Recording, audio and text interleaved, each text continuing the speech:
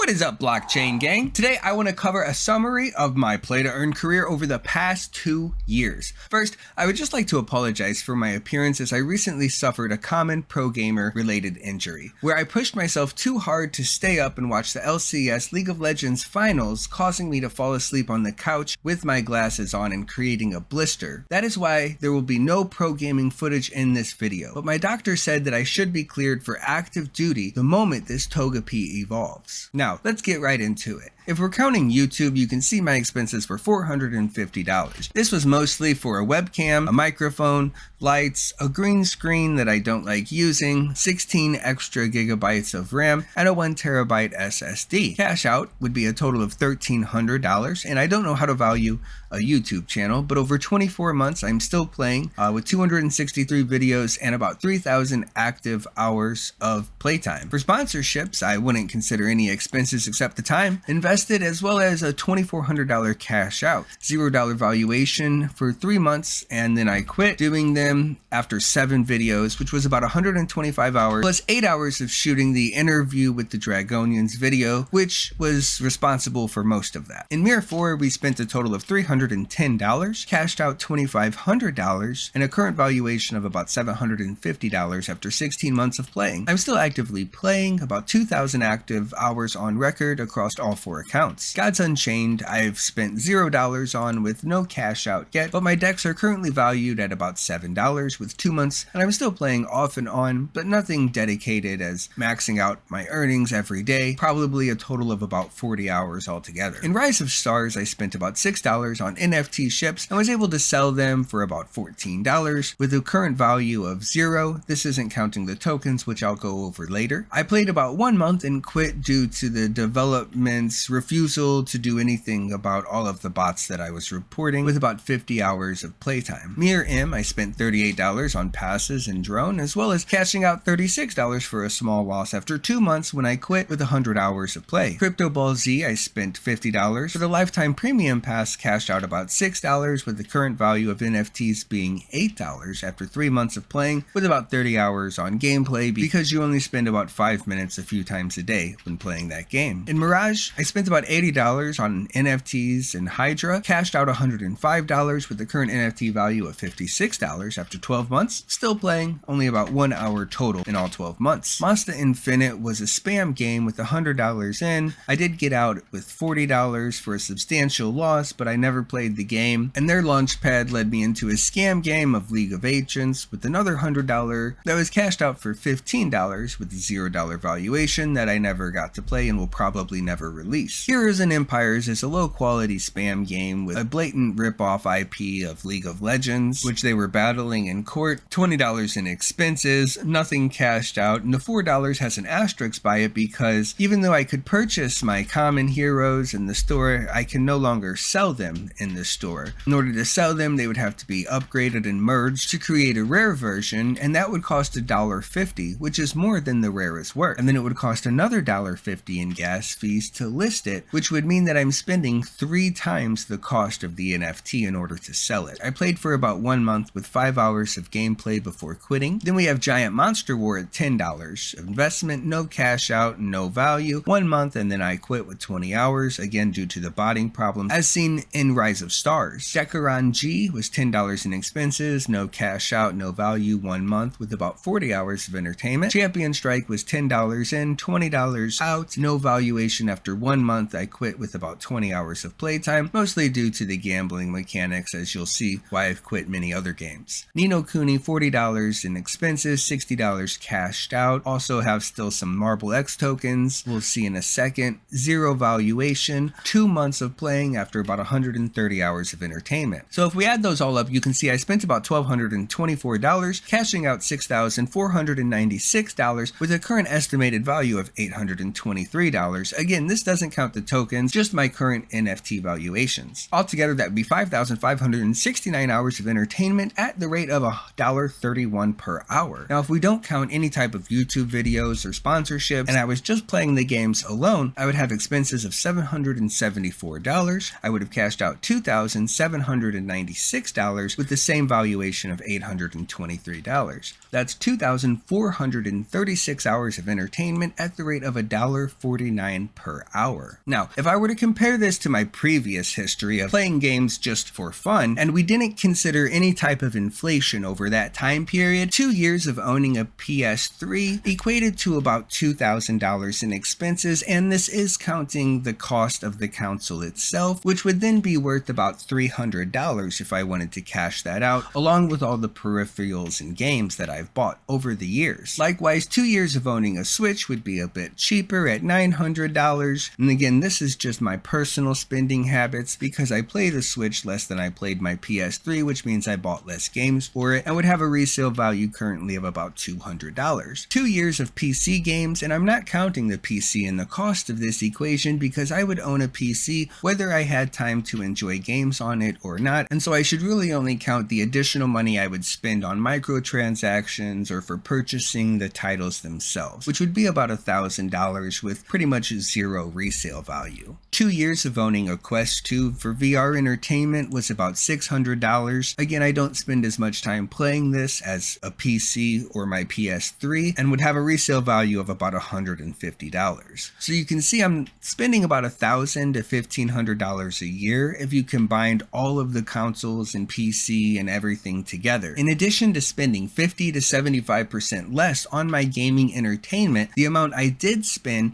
had a return of 5 times the original investment. The exception to this would be Global Poker, which I spent about $30 to buy chips. I've never cashed out, but I have built that up to about $400 of 6 months off and on again playing. The following games I tried for free and played for a while and quit before investing anything or cashing anything out in them.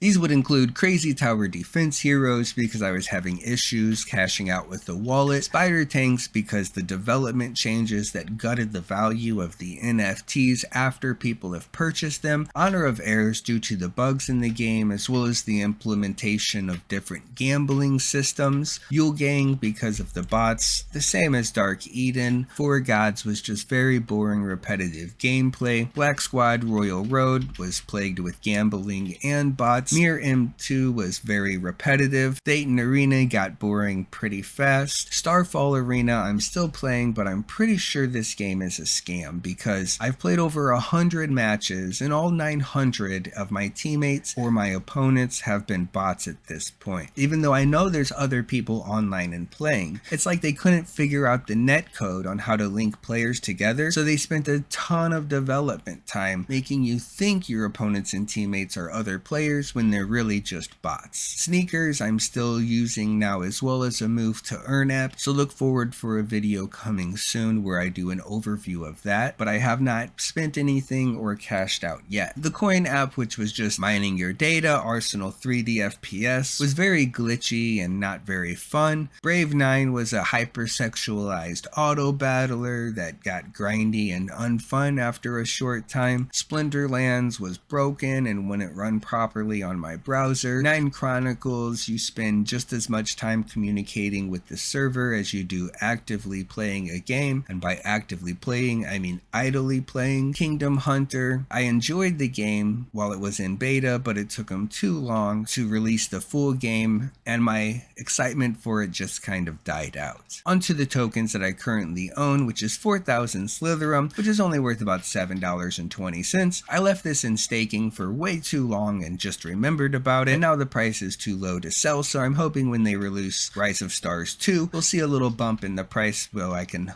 liquidate. I bought one drone for about $8 when it was very high with the intentions of turning it into dark steel and level up alchemy, but I then quit the game and forgot to sell it as the price trickled down to $1.80. I have about 14 Weemix. I liquidated all of my Weemix before this because I knew when 12 million was going to be released from the staking program the price was going to temporarily tank, but of course I couldn't sell the Weemix that I had locked up. I have about $14 in Weemix dollar coins, 27 $7 in Matic, 163 in Binance, a whopping 27 cents in Herco, 88 cents in Gods, still have about $20 on the Marble X chain, and this 220 on Heroes and Empires again would cost me $2.50 to claim from their staking, which is entirely not worth it. And then I have a half of a Reflect token for about $260. So honestly, these tokens here should probably be added to the total valuation. I just wanted to have a separate category for NFTs and tokens, since these don't fluctuate in value at the same rate. The games I'm looking forward to most are Maple Story Universe, which I'll be actively developing for, Dead Drop, and Starfall Arena. Again, I am 90% sure this is a scam, but we'll just have to wait and see what happens, which is why I'm not going to invest anything in it until I'm certain otherwise. That's all I have for you today. Thank you for watching. Don't forget to subscribe so we can do this again sometime.